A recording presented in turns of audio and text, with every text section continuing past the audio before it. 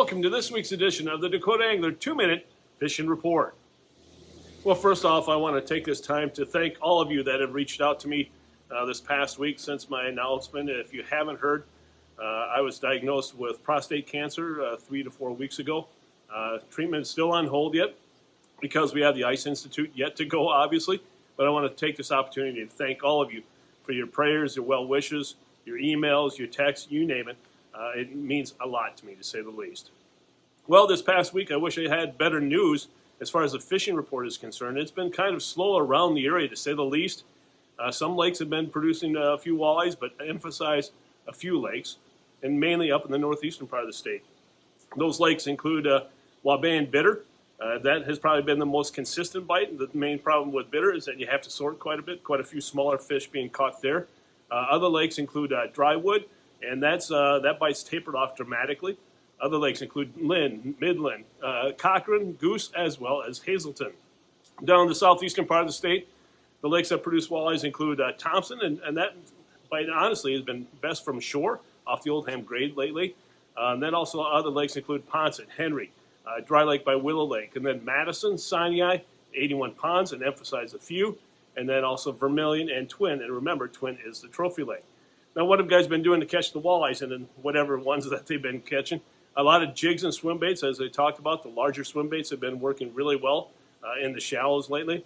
Also, a lot of people are looking for those active fish. Looking for those active fish by trolling with Hornets. And by the way, all our Hornets are on sale, $1.50 off regular retail price. And then other people are bottom bouncing, looking for those walleyes using spinners or slow depth. Again, looking for the active fish. Now, as far as the perch bite is concerned, the weather has been less than favorable for that perch bite. The water temperatures have, consistently fallen after the cold front came through this past weekend, but the bite still isn't there yet. The best bite has been big stone, but the big problem there has been, the size of the fish. A lot of smaller perch are being caught, and you have to sort quite a bit to bring home your keepers. Other lakes that produce perch include Walleye, Bitter, Dry Lake by Willow Lake, as well as by Clark. Pelican, and the main thing there, Pelican has been, again, small fish. Whitewood, that bite has tapered off dramatically.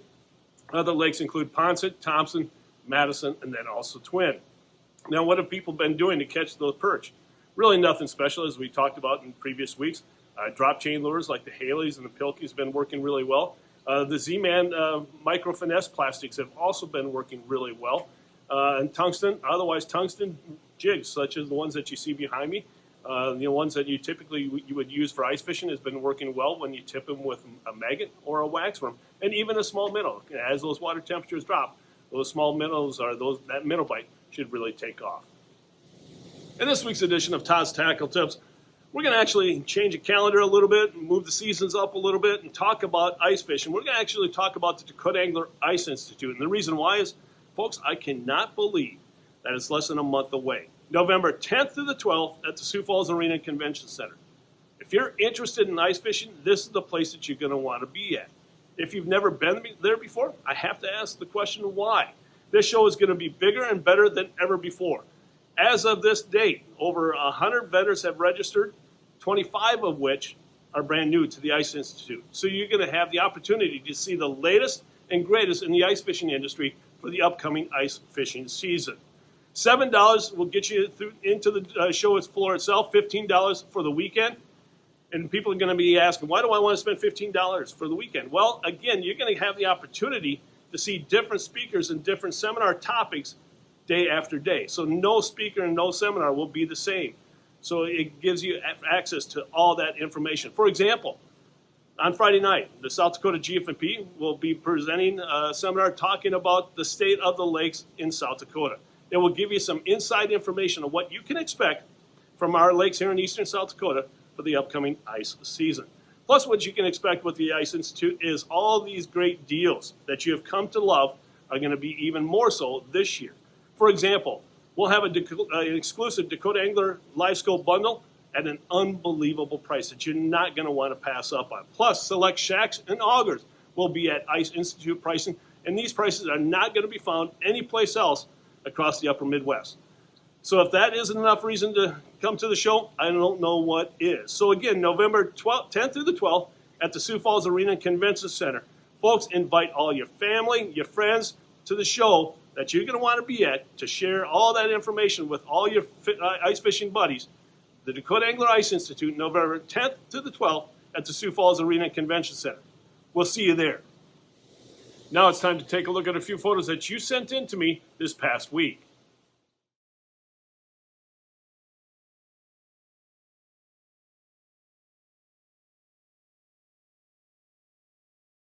And remember, folks, if you'd like your photo included in next week's version of the 2-Minute Fishing Report, please send it to me. Send it to Todd at dakotaangler.com or post it to our Facebook wall.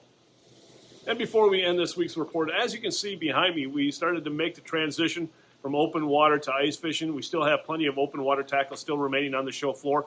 But a lot of times people ask me, why do you wait so long before you make the transition? Well, folks, we got still plenty of nice weather, nice fall fishing yet to come. So we are doing this at a gradual process and at the same time preparing for the Ice Institute. So if you don't necessarily see it on the show floor, it doesn't mean we don't have it. So feel free to stop by and ask the question or order it online at dakotaangler.com. Well, folks, that's this week's version of the 2-Minute Fishing Report. For Dakota Angler, I'm the owner, Todd Heitkamp, and as we say around here, fish on! Thanks for watching, folks. Stay healthy, and now always stay safe.